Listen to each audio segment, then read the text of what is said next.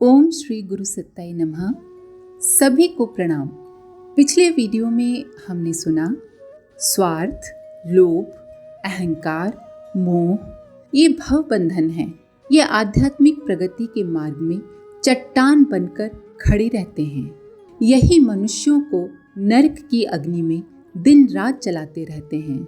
सभी दुर्गुणों के होते हुए भी यदि कोई मनुष्य निश्चल मन से दुखियों की सेवा करने का अभ्यास प्रारंभ कर दे तो धीरे धीरे उसे सभी दुर्गुणों से मुक्ति मिल जाएगी, क्योंकि दुखियों की सेवा ही सच्ची ईश्वर आराधना है, सच्ची ईश्वर भक्ति है।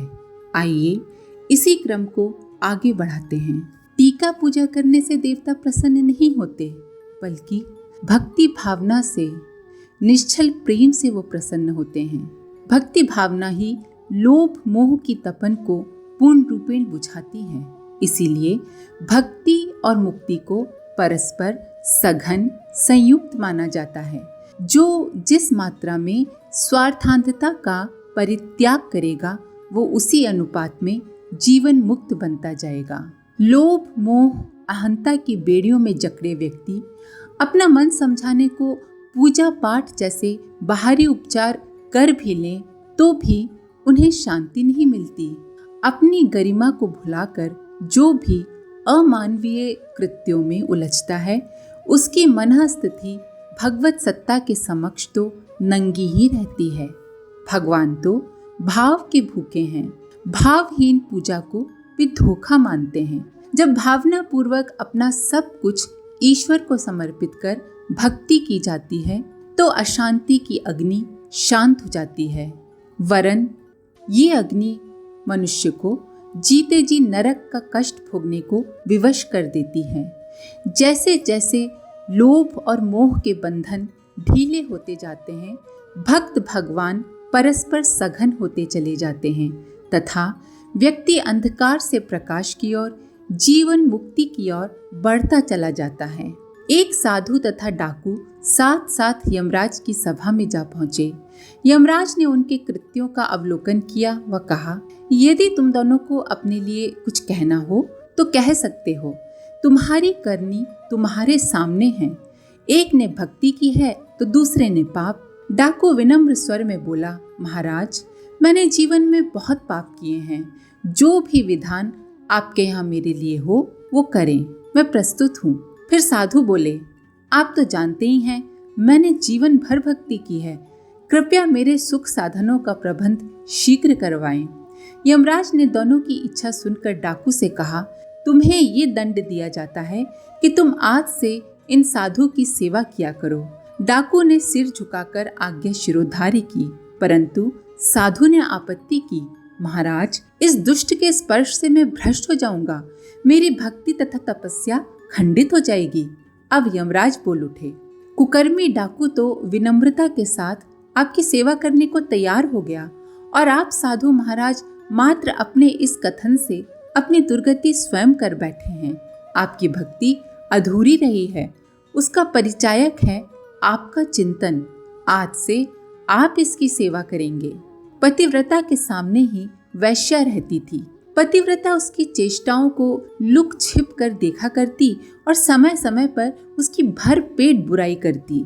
वैश्या देखती कि कुरूप, गुणहीन, अस्वस्थ और निर्धन पति की भी पतिव्रता एकाग्र भाव से कैसे सेवा करती है और वैश्या का मन श्रद्धा से गदगद हो जाता। वह पतिव्रता को साक्षात देवी मानती और जब भी अवसर मिलता उसकी भरपूर प्रशंसा करती। कुछ दिन पश्चात मृत्यु का समय आया। पतिव्रता की आत्मा स्वर्ग गई। संयोगवश दूसरे ही दिन वैश्या भी मर गई और उसकी आत्मा भी वहीं जा पहुंची।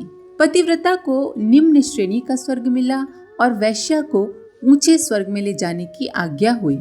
इस न्याय को अनुचित बताते हुए पतिव्रता ने धर्मराज से कहा, भगवान, वैश्याव्रती का पाप कर्म करते हुए भी उसे मुझसे श्रेष्ठ सद्गति क्यों?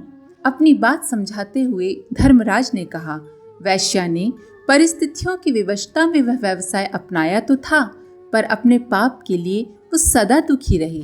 तुम्हारे सत्कर्म को देखकर उसका मन श्रद्धा से भरा रहा और वैसी ही स्वयं बनने की प्रार्थना वो भगवान से करती रही। इसीलिए उसे उच्च कोटि का स्वर्ग मिला। शरीर से मन बड़ा है, क्रिया से भावना श्रेष्ठ है। स्वर्ग की संहिता के अनुसार मन के भी पुण्य पापों की गणना की जाती है और उसी आधार पर कर्मों के फल का निर्धारण होता है। भक्ति भावना सही अर्थों में दीन दुखियों के लिए अंदर से निकली परमार्थ की भावना, परोपकार की भावना, मदद की भावना ही है। भगवान इसे ही मान्यता देते हैं। चैतन्य महाप्रभु का कथन है कि परमात्मा कहता है, मैं भूखा था, तुमने खाना दिया, मैं निराश्रित था, तुमने स्थान दिया, मैं नंगा था, तुमने मुझे कपड़े दिए, चलो मेरे स्वर्ग में चलो। धर्मात्माओं ने पूछा, भला हमने कब आपको भोजन, पानी, आश्रय, वस्त्रादि दिए और कब सेवा सहायता की?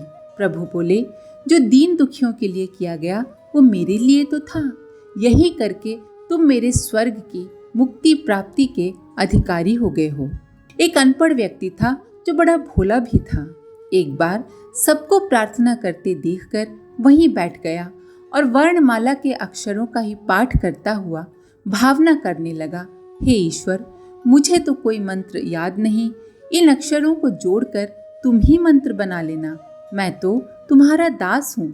जब तक दूसरे लोग प्रार्थना करते रहे वो ऐसे ही भगवान का ध्यान करता रहा। सायंकाल जब सब सामूहिक प्रार्थना में सम्मिलित हुए तो धर्मगुरु ने उस ग्रामीण को भक्तों की सबसे आगे की पंक्ति में रखा। ये देखकर किसी ने आपत्ति की, श्रीमान जी, इसे तो मंत्र भी अच्छी तरह याद नहीं। तो क्या हुआ? उन्होंने आर्द्र कंठ से कहा, इसके पास शब्द भले ही ना हो, भाव तो है। ईश्वर प्राप्ति का एकमात्र अवलंबन भक्ति ही है। उदार आत्मीयता से अनुप्राणित आदर्शवादी परमार्थ परायणता में ही सच्ची भक्ति भावना के दर्शन होते हैं जो मनुष्य को दिव्य बनाती है। भक्ति वह सूत्र है जो जीवात्मा को परमात्मा के साथ जोड़कर उसे दिव्य बना देती है। भक्ति अंतः से उफन कर आने वाली परहित के लिए त्याग, समर्पण की भावना है।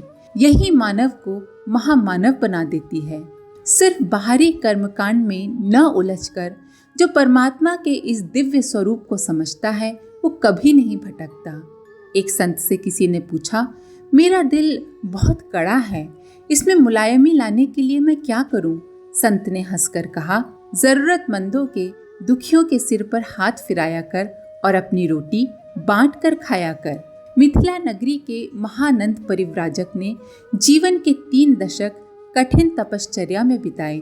जप, तप, आसन, प्राणायाम, स्वाध्याय, यज्ञ, कीर्तन, मार्जन, तर्पण, ये सब करते करते उन्हें असंख्य सिद्धियां प्राप्त हो गईं। असाधारण क्षमता वाले मुनि महानंद की ख्याति सब तरफ फैलने लगी। सैकड़ों व्यक्ति उनकी सिद्धियों का लाभ पाने लगे। सैकड़ों व्यक्ति प्रतिदिन आश्रम पहुंचते और श्री चरणों में सिर रखकर महासुख अनुभव करते। किंतु मुनि का अंतःकरण स्थिर न था। उन्हें वह शांति व स्थिरता न मिली जिसके लिए उन्होंने घर, परिवार, स्नेही संबंधियों का साथ छोड़ा था। एक दिन महानंद इसी दुख से भरे अपनी कुटिया से निकले और एक गांव की ओर चल पड़े। गांव की चौखट पे पहुंचे ही थे कि किसी के कराहने का स्वर सुनाई दिया। कोई बीमार था पर उसे देखने वाला कोई न था। उस व्यक्ति की दर्द भरी करहा सुनकर मुनि का हृदय द्रवित हो गया। उन्होंने बीमार की रात भर सेवा की, दवा दी, पांव दबाए, बिस्तर बदले, टट्टी और पेशाब धोया। चौथे पहर जब उसे नींद आ गई तब मुनि आश्रम लौटे। आज न उन्होंने संध्या की, न प्राणायाम और न ही निधिध्यासन, किंतु फिर भी उनके अंतःकरण में अपूर्व शांति, स्थिर उत्फुल्लता, अबाध सुख निर्झर की भांति झर रहे थे। महानंद को बोध हुआ कि तप साधना द्वारा अर्जित क्षमता का सही उपयोग न हो पाने से मन अशांत था और अपनी साधना का अगला चरण सेवा को मानकर उन्होंने अविरल शांति पाई। वे कह उठे, मुझे अगर मालूम होता कि परमात्मा दीन दुखियों की सेवा का प्यासा है तो इतना समय व्यर्थ क्यों जाने देता। एक जंगल के निकट एक महात्मा रहते थे। वे बड़े अतिथि भक्त थे। नित्य प्रति जो भी पथिक उनकी कुटिया के सामने से गुजरता उसे रोककर भोजन दिया करते और आदर पूर्वक उसकी सेवा किया करते। एक दिन किसी पथिक की प्रतीक्षा करते करते उन्हें शाम हो गई, पर कोई राही न निकला। उस दिन नियम टूट जाने की आशंका में वे बड़े व्याकुल हो रहे थे कि उन्होंने देखा कि करीब 100 साल का एक बूढ़ा थका हारा चला आ रहा है। महात्मा जी ने उसे रोककर हाथ पैर धुलाए और भोजन परोसा। बूढ़ा बिना भगवान का भोग लगाए और धन्यवाद दिए तत्काल भोजन पर जुट गया। ये सब देखकर महात्मा को बड़ा आश्चर्य हुआ और उन्होंने बूढ़े से इस बात की शंका की। बूढ़े ने कहा, मैं किसी ईश्वर को नहीं मानता। महात्मा जी उसकी नास्तिकता पूर्ण बात सुनकर बड़े क्रुद्ध हुए और उसके सामने से भोजन का थाल खींच लिया तथा बिना ये सोचे कि रात में वो इस जंगल में कहाँ जाएगा, उसे कुटिया से बाहर कर दिया। बूढ़ा अपनी लकड़ी टेकता हुआ एक और चला गया। रात में महात्मा जी को स्वप्न हुआ। भगवान कह रहे थे, साधु, उस बूढ़े के साथ किए गए तुम्हारे व्यवहार ने अतिथि सत्कार का सारा पुण्य क्षीण कर दिया है। महात्मा जी बोले, प्रभु, उसे तो मैंने इसलिए निकाला कि उसने आपका अपमान किया था। प्रभु बोले, ठीक है, वो मेरा नित्य अपमान करता है, तो भी मैंने उसे 100 साल तक सहा, किंतु तुम एक दिन भी न सह सके। भगवान ये कहकर अंतर्ध्यान हो गए। तब महात्मा जी को समझ में आया, जैसे रात्रि के दिन के साथ मिलन वेला को उषा काल कहते हैं, जिसमें प्राणी मात्र जग जाते हैं, वैसे ही आत्मा और परमात्मा से मिलन का प्रत्यक्ष प्रमाण भक्ति भावना के उदय में देखा जाता है। भक्ति एक प्रकार से अंदर के अंधकार को मिटाने वाला दिव्य प्रकाश है। आत्मा परमात्मा का मिलन जीव का परम लक्ष्य है और ये उन्हीं में संभव हो पाता है जिनमें अंतः से भक्ति तत्व का उदय होता है। भगवान से मिलने का एक ही प्रत्यक्ष प्रमाण है भक्ति का आनंद, जिसके बहिरंग में आत्मीयता विस्तार अर्थात सबको अपना मानने का भाव व परमार्थ साधन अर्थात सेवा भाव, दूसरों की मदद करने का भाव जितनी मात्रा में दिखने लगे, समझना चाहिए वो भगवान के उतना ही समीप पहुंच गया है। ये तभी संभव है जब व्यक्ति अपना मूल अस्तित्व खो दे, अर्थात अपना मैं छोड़ दे और अपनी सत्ता को परमात्म सत्ता में मिला ले। अर्जुन ने एक बार बांसुरी से पूछा, सुभगे, तुम्हें कृष्ण स्वयं हर समय होठों से लगाए रहते हैं। हम सब उनकी कृपा पाने के लिए बहुत प्रयत्न करते हैं, परंतु सफल नहीं होते, जबकि तुम बिना प्रयत्न किए ही उनके अधरों पर रहती हो। बिना प्रयत्न किए नहीं अर्जुन, मुरली बोली, मैंने भी प्रयत्न किया है। जानते हो, मुझे मुरली बनने के लिए अपना मूल अस्तित्व ही खो देना पड़ा। अर्जुन को बात तब समझ में आई। बांसुरी अपने आप में खाली थी, उसमें स्वयं का मैं का कोई स्वर नहीं गूंजता था, बजाने वाले के ही स्वर बोलते थे। बांसुरी को देखकर कोई ये नहीं कह सकता था कि ये कभी बांस रह चुकी है, क्योंकि न तो उसमें कोई गांठ थी और न ही कोई अवरोध। अर्जुन को ईश्वर का, भगवान का प्यार पाने का अनूठा सूत्र मिल गया। महाप्राज्ञ पिप्पलाद कहते हैं, हे मुनीश्वर, भक्ति आदर्शों के प्रति होती है। उसे किसी व्यक्ति या देवता के साथ जुड़ने वाले मोह प्रसंग से सर्वथा भिन्न एवं उच्च स्तरीय ही माना गया है। उदार भक्ति भावना प्रकरण का समापन करते हुए महाप्राज्ञ दोहराते हैं कि भक्ति सदैव सही अर्थों में आत्मसात की जाए, माध्यमों को ही लक्ष्य न मानकर, साध्य न मानकर, अर्थात तीर्थ यात्रा, गंगा स्नान, पूजा पाठ, ध्यान साधना ये रास्ते के पड़ाव हैं, ये लक्ष्य नहीं है। सो इन माध्यमों को ही लक्ष्य न मानकर आत्मज्ञान, कर्तव्यों का परिपूर्ण निष्ठा से पालन तथा आदर्शों से सघनता जोड़ने का अभ्यास करते हुए आत्मिक प्रगति का पथ प्रशस्त किया जाए। जब तक इस क्रम का अभ्यास न होगा, समय नष्ट तो होगा ही, भ्रम जंजाल के भटकाव थकान और ला देंगे। ज्ञान कर्म के साथ भक्ति की त्रिवेणी में स्नान करके उस दिन सभी जिज्ञासु मनीषी बहुत प्रसन्न हुए। ऐसा लगा मानो ब्रह्म विद्या का असाधारण लाभ इस सुयोग सत्संग में उन्हें उपलब्ध हो रहा है। मनीषियों ने ईश्वरीय सत्ता के सही स्वरूप को समझा और मनुष्य के परम कर्तव्य आदर्शों के परिपालन हेतु निष्ठापूर्वक जुट गए। इस प्रकार चौथा सत्र दिवस समाप्त हुआ। कमरे के एक कोने पर धूप बत्ती जली थी और दूसरे पर मोमबत्ती। मोमबत्ती ने तिरस्कार पूर्वक धूप बत्ती की ओर देखा और कहा, देखती नहीं मैं कितनी भाग्यवान हूँ, चारों ओर मेरा प्रकाश फैल रहा है, सबकी आंखें मेरी ओर ही रहती हैं। धूप बत्ती ने कहा, बहन सो तो ठीक है, पर परीक्षा के कठिन समय में धैर्य और साहस के साथ अपनी जगह अड़ी रह सको तभी चमक की सार्थकता है। मोमबत्ती ने बात अनसुनी कर दी।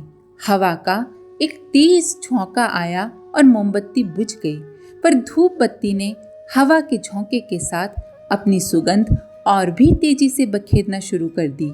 सच्चा भक्त व्यक्ति या देवता से मोह न जोड़कर उस परम पिता ईश्वर को ही पूजता है जो आदर्शों का समुच्चय है।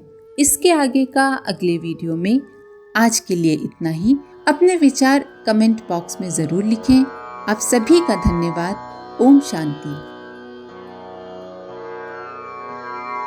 हमारे YouTube चैनल को सब्सक्राइब करें और बेल आइकन को दबाकर ऑल पर क्लिक करें ताकि आने वाले सभी वीडियोस की नोटिफिकेशन आपको मिलती रहे।